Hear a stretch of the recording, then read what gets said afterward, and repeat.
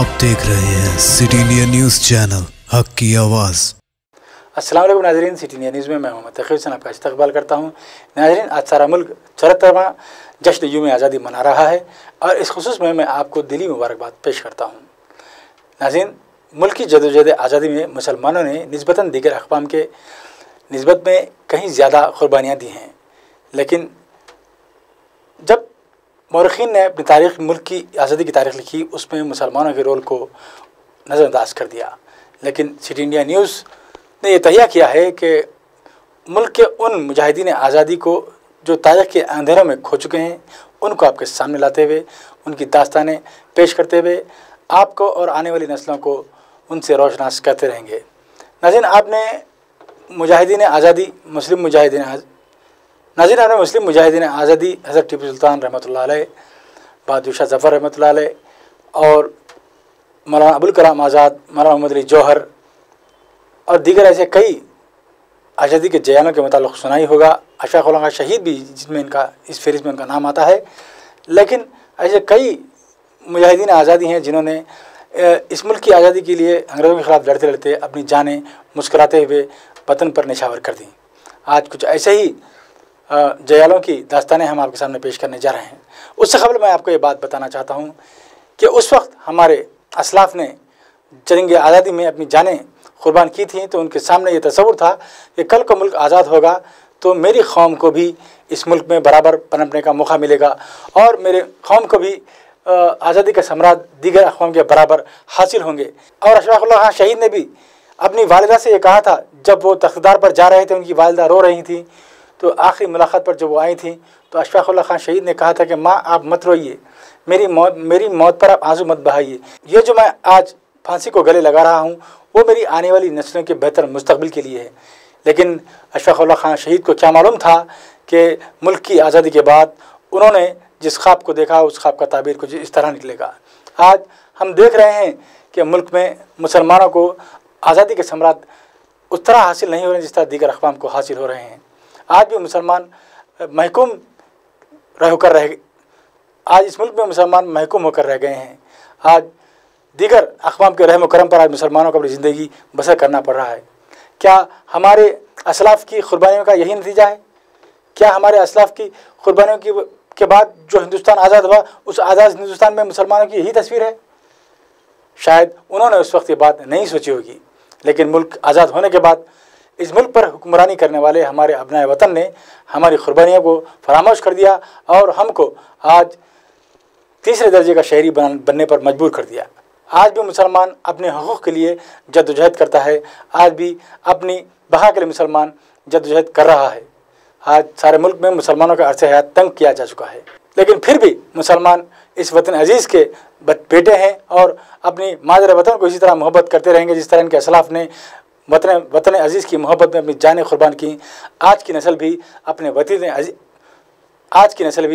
वतन अज़ीज़ के लिए अपनी जानें क़ुरबान करने के लिए तैयार है। तो नाज़रीन, आइए मैं तारीख़ के झरोकों से उन गुमनाम मुजाहिदीन आज़ादी को आज आपके सामने पेश करूँगा जिनकी दास्तानें आपके सामने पेश करना ज़रूरी है। आइए देखते हैं ये दास्तान। आज मैं कुछ ऐसे नाम मुजाहिदीन आज़ादी के और ऐसे सानहात के आपके सामने पेश करने जा रहा हूँ जिनके मुताल्लिक़ आपने कम ही सुना होगा।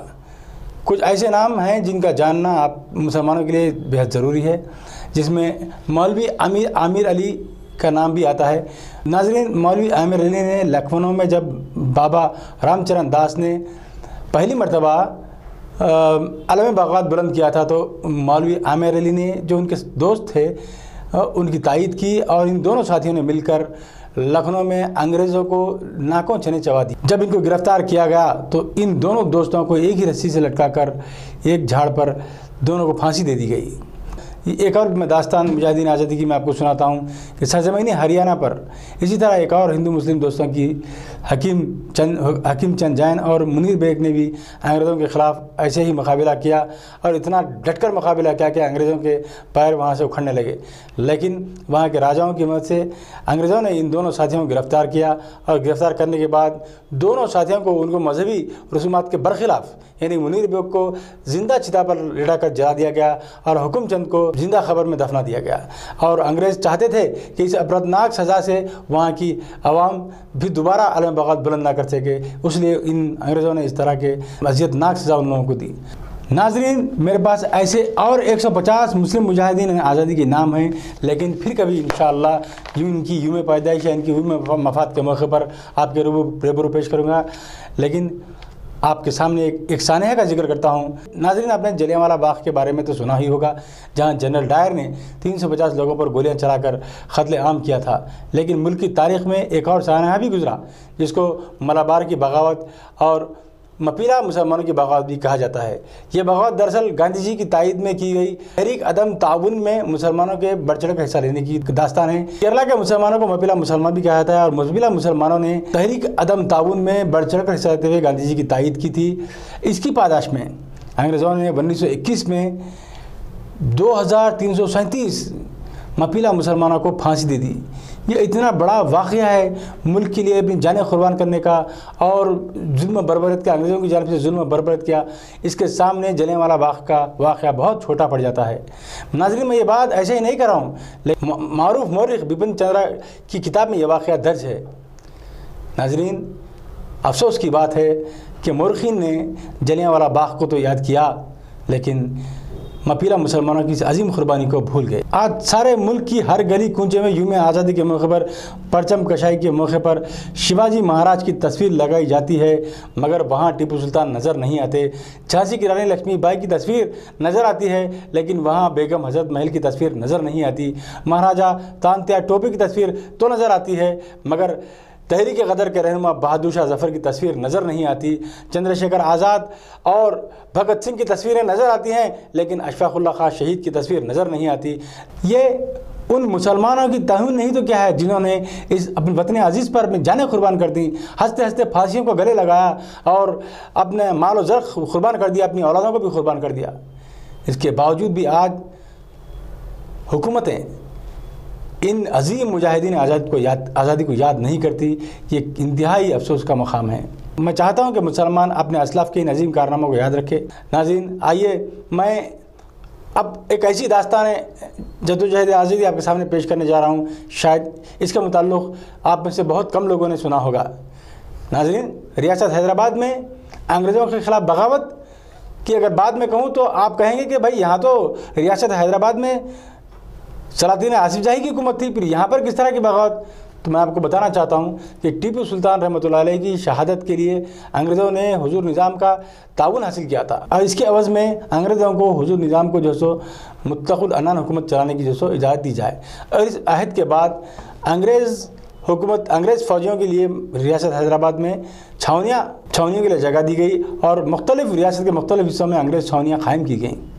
ناظرین، سن 1857 کی تحریک غدر کا جب آغاز ہوا تو ادھر حیدرآباد کے مسلمانوں میں ٹیپو سلطان شہید رحمۃ اللہ علیہ کی شہادت کا غم آگ کی طرح اب ان کے سینوں میں جل رہا تھا، تو تحریک غدر نے اس کو ہوا دی، اور 1857 کی حیدرآباد کی مسلح بغاوت کی سنگ بنیاد ڈالی گئی۔ ٹیپو سلطان کے خاتمے کے لیے نظام حیدرآباد کی انگریزوں کی مدد کے بعد سے یہاں کے مسلمانوں میں نظام حیدرآباد کی خلاف عوام میں غم و غصہ تھا، اور انگریزوں کے خلاف بھی نفرت پائی جاتی تھی۔ یہ ایک اندر ہی اندر ایک آگ کی طرح جل رہی تھی، لیکن تحریک غدر نے اس آگ کو ہوا دینے کا کام کیا، اور انگریز چھاونیوں اور نظام کی فوج میں علم بغاوت بلند ہونے لگے۔ اورنگ آباد، کریم نگر، رائچور، نظام آباد میں سپاہیوں نے بغاوت کا اعلان کر دیا، لیکن انگریز اور نظام کی فوج نے ان باغیوں کو گرفتار کرتے ہوئے کوٹی کی انگریز ریسیڈنسی میں کی عمارت میں ان کو قید کر دیا۔